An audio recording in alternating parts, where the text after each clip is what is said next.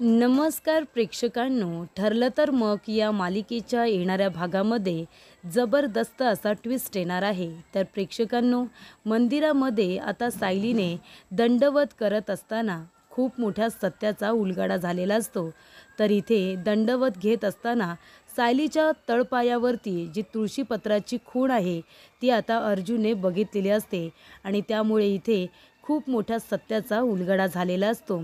त्याचबरोबर प्रेक्षकांनो, इथे आता सायली आपलं व्रत पूर्ण करत असताना ते व्रत आता फळाला आलेलं असतं. कारण इथे अर्जुनला आता खूप मोठं सत्य कळलेलं असतं. सायलीच्या तळपायावरती जे तुळशीपत्र आहे ते बघितल्यानंतर इथे आता सायली हीच खरी तन्वी असल्याचं सत्य उघडकीस आलेलं आपल्याला बघायला मिळतं. तर प्रेक्षकांनो, येणाऱ्या भागामध्ये कशा पद्धतीने गोष्टी घडत जाणार आहेत आपण सविस्तरपणे बघूया. प्रेक्षकांनो, आत्तापर्यंत आपण बघितलं की इथे प्रिया सुभेदारांना खूप जास्त त्रास देते. म्हणजे आता अर्जुन तिच्या विरोधात पुरावे गोळा करतोय, महिपत तिला धमकी देतोय, रविराज काकांचा तिच्यावरती तीळ मात्र विश्वास नाही. मग ती आता पेचात अडकलेली असते. आता करू तर काय करू? अर्जुनने साक्षीला बाजूलाच ठेवली आहे आणि माझ्या विरोधातच तो पुरावे गोळा करतोय. कदाचित कोर्टामध्ये आता हे सिद्ध व्हायला नको की विलासचा खून मीच केलाय. म्हणून इथे आता प्रिया घाबरलेली असते. आणि तेव्हा इथे प्रेक्षकांनो, प्रिया आता सगळ्यांजवळ उद्धटपणे बोलत असते. तर इथे कल्पना, पूर्णाजी, प्रताप काका सगळ्यांच्या अंगावरती ती ओरडत असते. वेळोवेळी इथे सायली आणि अर्जुन तिची कान उघडणीसुद्धा करत असतात. आणि इथे अश्विनसुद्धा तिला आता वॉर्न करतो की माझ्या घरातल्या लोकांबरोबर नीट बोलायचं. तू इथे वेगळ्या ट्रोमामध्ये आहेस, म्हणून तू इथे माझ्या घरच्या लोकांना काहीही बोलशील, त्यांना उद्धट बोलशील, हे मी सुद्धा खपून घेणार नाही. तेव्हा प्रिया नेहमीप्रमाणे अश्विनच्या समोर आजारपणाचं नाटक करतच असते. तेव्हा इथे प्रेक्षकांनो, आता घरावरती वेगवेगळी संकटं ही येतच असतात, कारण प्रिया तशी वागत असते म्हणून. तेव्हा इथे आता काही करून प्रियाला त्या घराचं वाटोळं करायचं आहे, तर सायलीला ते घर सावरायचं आहे. त्यामुळे इथे पूर्णाजी म्हणत असते की आपल्याला आहे ना, आपल्या घराच्या शांततेसाठी एक पूजा नाहीतर हवन वगैरे करायला हवं. माझ्या घरावरती खूप संकटं येत आहेत. त्या महिपतने माझ्या अश्विनला गाडीने उडवलं, त्यानंतरला तो महिपत घरपर्यंत आला. तेव्हा इथे माझ्या घरावरती असं वाईट सावट नको, पूर्णाजी म्हणते. तेव्हा प्रेक्षकांनो, पूर्णाजीने आता हवन करायचा निर्णय घेतलेला असतो. तेव्हा सायली म्हणते, पूर्णाजी तुम्ही फक्त सांगा की काय काय तयारी करायची आहे, मी सगळी तयारी करेन. तेव्हा इथे आता गुरुजींना बोलवायचं असतं, त्यानंतर पूजेचा मुहूर्त वगैरे काढायचा असतो. सगळ्या गोष्टी सायलीने अगदी व्यवस्थितरित्या केलेल्या असतात. त्यानंतर आता सगळ्या गोष्टी व्यवस्थित सायली पार पाडत असते.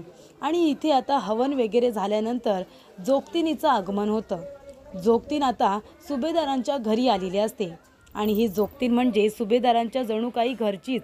त्यांच्या घरामध्ये मंगल कार्य कधी होणार आहे, कुठलं संकट कधी येणार आहे, काय केल्यानंतर घरावरचं संकट दूर होऊ शकतं, या सगळ्या गोष्टी आता इथे जोगतीन त्यांना अगदी व्यवस्थितरित्या सांगत असते. आणि म्हणूनच इथे सुभेदारांवरती आता खूप मोठं संकट हे ऑलरेडी आलेलंच असतं. ते म्हणजे प्रियाच्या रूपामध्ये, जिला तन्वी तन्वी म्हणून सगळेजण डोक्यावरती घेत आहेत. ते खूप मोठं संकट आहे, हे त्या लोकांना कळतच नाही आहे. तेव्हा इथे प्रेक्षकांनो, आता जोगतीन आल्यानंतर तिचा इथे व्यवस्थित सायली मानपान करते. तिचा इथे चांगला पाहुणचार करते आणि तिला खाऊ पिऊ घातल्यानंतर तिची ओटीसुद्धा भरते. खूप छान अशी आता तिने खणा नारळाने ओटी भरलेली असते. त्यानंतर जोगतीन म्हणत असते की मला या घरावरती आता संकटाची चाहूल येताना दिसते. तेव्हा सायली म्हणत असते की तुम्हाला काय वाटतं, काय केलं तर माझ्या घरावरचं संकट दूर होईल? तेव्हा जोगतीन म्हणते की तू या घरामध्ये असलेली एक लक्ष्मीच आहेस, पण एक सावट आहे जे खूपच जास्त नकारात्मक आहे. ते सावट तुमच्या घराला विनाकारण इथे आता एका वेगळ्या वळणावरती घेऊन जाणार आहे. ते सावट म्हणजे तुमच्या घराला लागलेली मला कीडच दिसते, खूपच जास्त नकारात्मक शक्ती आहे. तेव्हा ती प्रियाकडे बघून हे सगळं बोलत असते. त्याच्यामुळे इथे प्रेक्षकांनो, आता खूपच जास्त टेन्शनमध्ये प्रिया आलेली असते. कारण जोगतीन म्हणत असते की सायली तू तर घरची लक्ष्मी आहेस ग, पण इथे या तन्वीकडे बघून तसं काही मला जाणवत नाही. तिच्याकडे बघून ती घरची लक्ष्मी आहे असं वाटत नाही.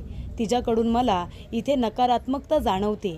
ती या घराचं भलं करण्यासाठी आलेलीच नाही आहे असं मला वाटतंय. कारण ती या घरामध्ये जेव्हापासून आली आहे ना, संकट तिच्या मागे मागे घरापर्यंत येऊन पोचलंय.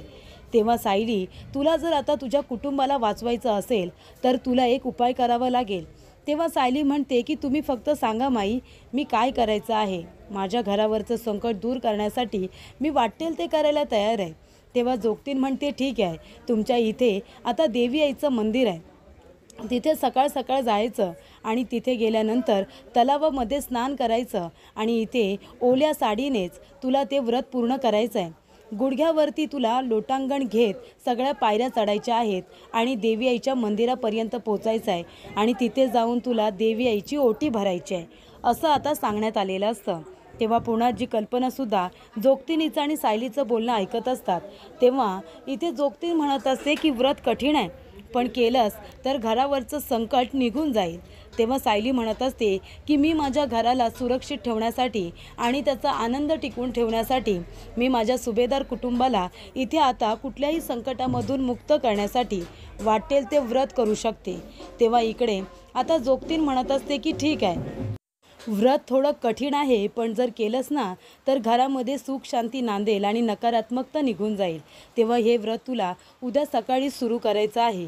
तेव्हा इथे घराच्या कल्याणासाठी सायली हे व्रत करायला तयार होते. तेव्हा अर्जुन म्हणत असतो की माई, मग हे व्रत जर माझ्या घराच्या कल्याणासाठी असेल तर मी सुद्धा माझ्या बायकोबरोबर जाणार.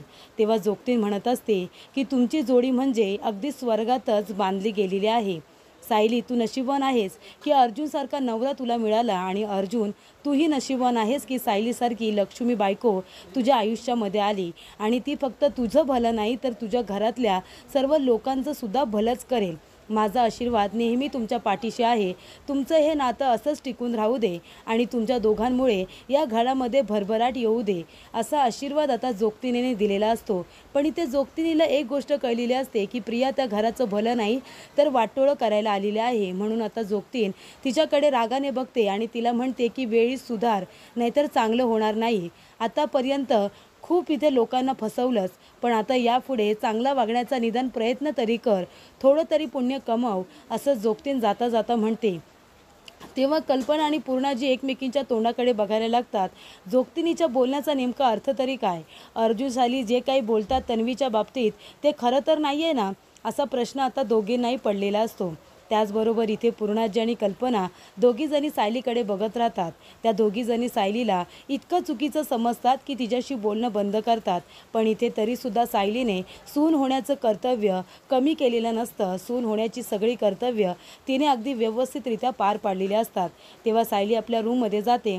तेव्हा कल्पना आणि पूर्णाजी तिच्याकडे बघून हसत असतात आणि म्हणत असतात की ही मुलगी आपल्या घरामध्ये खरंच लक्ष्मीच्या पावलांनी चाललेली आहे, म्हणून तर ती प्रत्येक वेळेला आपल्या कुटुंबाच्या भल्याचाच विचार करत असते. आता उद्यासुद्धा आपल्या कुटुंबाच्या कल्याणासाठी ती इथे आता हे व्रत करणार आहे, एवढं कठीण व्रत. त्यानंतर प्रेक्षकांनो, इथे आता सायली अर्जुनला म्हणते, अहो तुम्ही कशाला येत आहे, मी व्रत करेन ना. तेव्हा अर्जुन म्हणतो, असं कसं, तुम्ही जर माझ्या कुटुंबाचा विचार करताय मग मी तुमचा विचार करायला नको का? मी सुद्धा तुमच्याबरोबर येणार. तेव्हा इथे सायली आता उशिरा उठायला हवे म्हणून प्रियाने खूपच मोठा गेम केलेला असतो.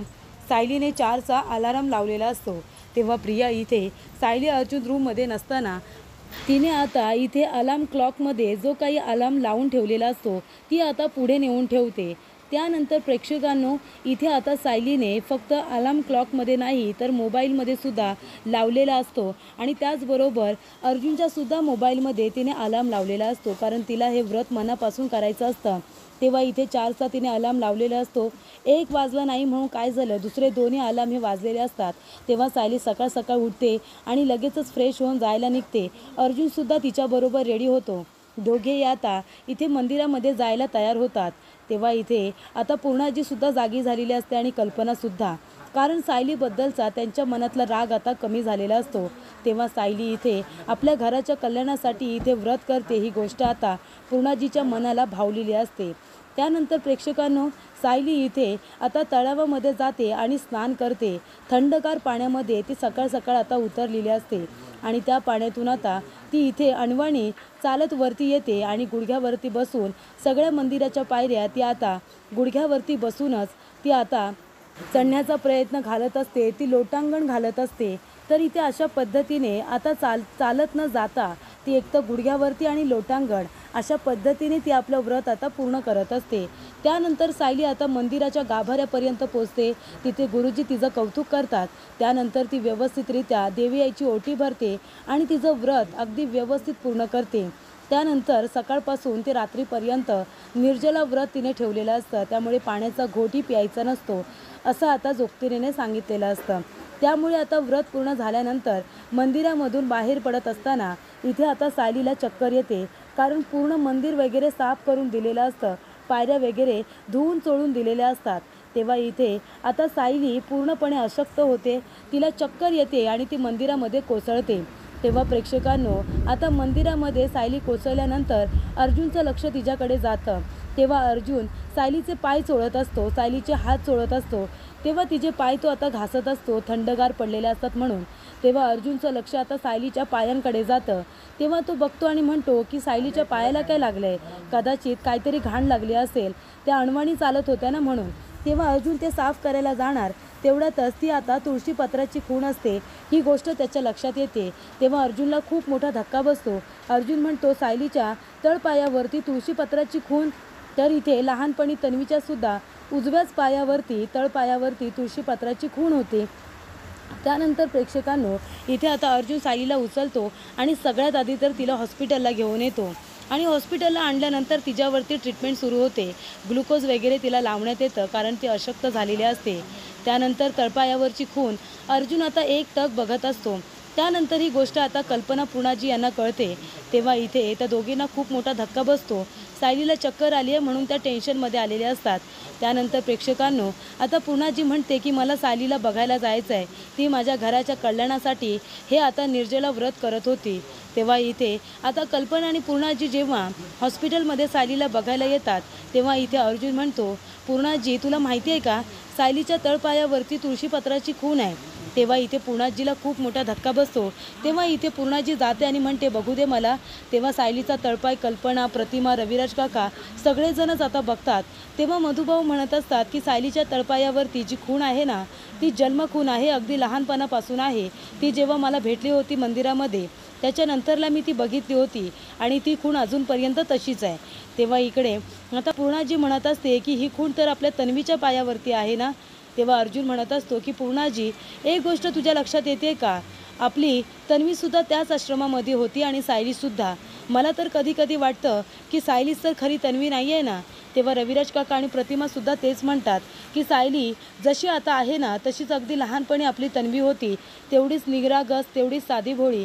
तेव्हा मलाही असंच वाटतं की नक्कीच या आता तुळशीपत्राची जी खूण आहे, जी की जन्मखूण आहे, त्याचं गूढ सत्य तेव्हाच बाहेर येईल जेव्हा आता सायली शुद्धीवरती येईल।